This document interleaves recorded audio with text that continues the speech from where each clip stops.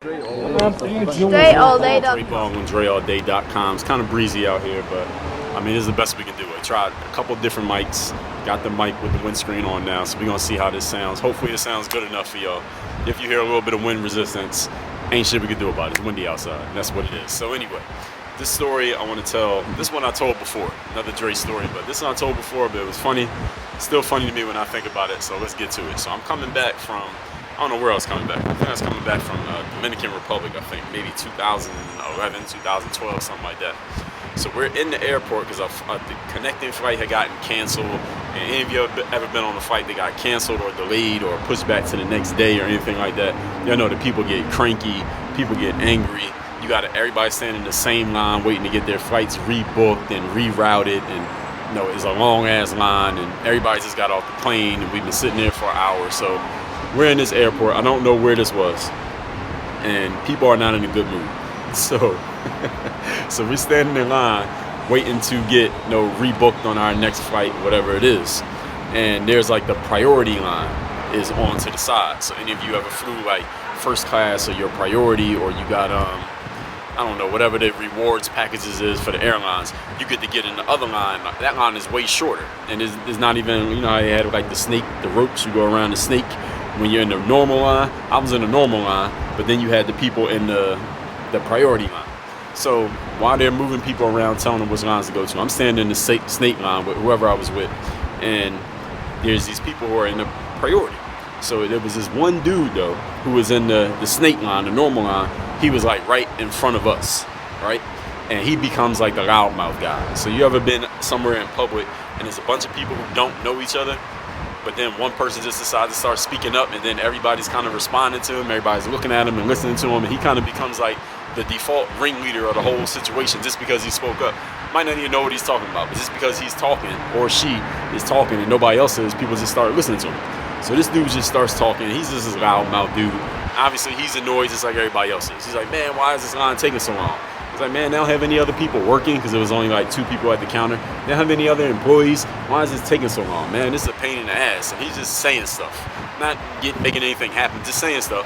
And nobody else is talking because nobody knows each other. So everybody, he's kind of drawing attention. So the priority line only has like 3 people in it, right? But it's like 20 people in the normal line. So then while we're standing there and he's going on and talking and just saying random stuff that doesn't matter, this old couple, a white man and it looks like his wife, they probably were 60 years old, they get put in the priority line because there's a woman who worked for the airline. Who knows what airline this was? She's directing traffic, telling each person where to go and which line to get in. Most people are in the normal line, but she sends this older couple to the priority line.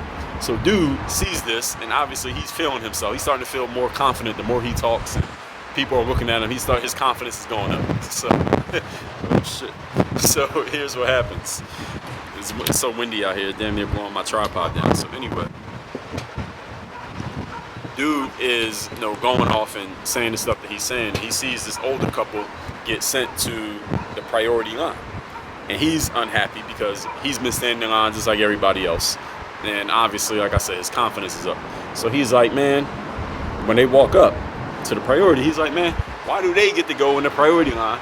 We've been standing in this line for all this time. And the man doesn't say anything. The old couple, 60-year-old man, 60-year-old woman, the man doesn't say anything. He doesn't even turn around. He doesn't even acknowledge dude. It's like he didn't even hear it. The woman heard him though, and she turned around and she looked at him. And I could tell from the look in her face. Now, any of y'all who's from the area of the country that I'm from, I live in Miami, but I'm from Philly. So if anybody you know who's from Baltimore, New York, Jersey, Boston, any of those areas, y'all know that somebody say something to you, you ain't feeling, you will say something back. And the woman turned and she looked down. I could tell from the look of her face, like she wasn't gonna take too much shit from this dude, even though she's a 60-year-old woman. This dude was probably 35, white dude. So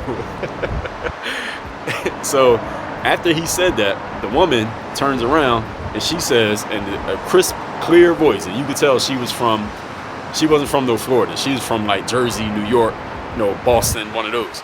She said, we were told to get in this line. And she didn't say it in a defensive type of way. She said it in an aggressive type of way. Like, motherfucker, we in this line because they told us to get in this line. Like, don't talk no shit to me. That's the way she said it.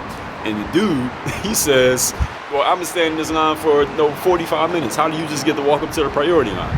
and the worker from the airline was trying to get in the middle of it and excuse me, sir, and nobody's listening to her.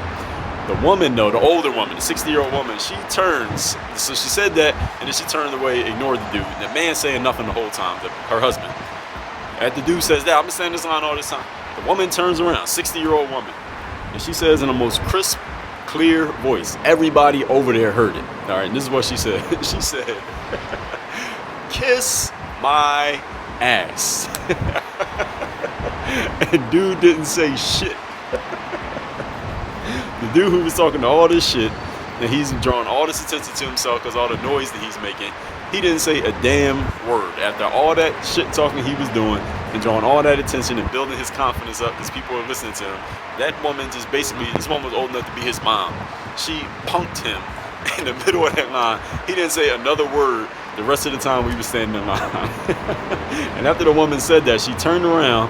Her husband never even acknowledged the situation. She turned around. Nobody else said another word the whole time we were standing in line. And that was so funny to me. I always remember that story, but that's the Dre story. The kiss my ass story.